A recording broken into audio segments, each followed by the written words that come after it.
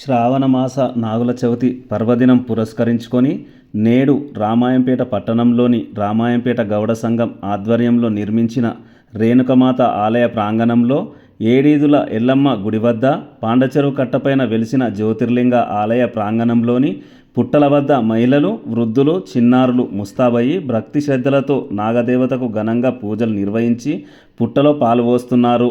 అనంతరం జ్యోతిర్లింగ ఆలయం వద్ద భారీ సంఖ్యలో పాల్గొన్న భక్తులకు ఆలయ ధర్మకర్త కోటి సత్యనారాయణ, చౌడి రవితేజ బృందం చేత వచ్చిన భక్తులకు అన్నదాన కార్యక్రమం నిర్వహించి తీర్థప్రసాదాలు అందజేశారు. TSG news, Ramayampet.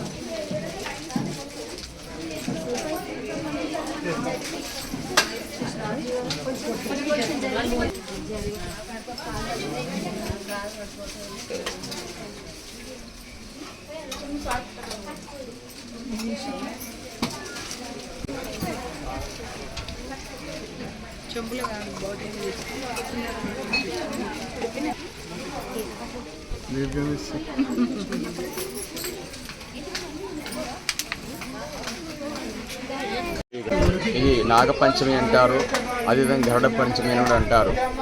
అయితే ఈరోజు విశేషం ఏమిటయ్యా అంటే ఎవరైనా సరే వారికి ఏ కష్టం ఉన్నా కూడా ఈ నాగదేవత పూజ చేసుకున్నట్లయితే అట్టి వారికి అన్ని సమస్యలు తీరిపోతాయి. ఉదాహరణకు సంతాన సమస్యలు, వివాహ సమస్యలు, ఏ సమస్యలు ఉన్నా కూడా అన్ని రకాల సమస్యలు తీర్చేటి వాడు ఆ యొక్క నాగదేవత. పరమాత్మను అనుగ్రహించినా కూడా నాగదేవత అనుగ్రహించకపోతే ఏ ఫలితం రాదు. కావున నాగదోషం ఉన్నవారు తప్పకుండా ఈరోజు పుట్టకు పాలు పోసుకోవాలి.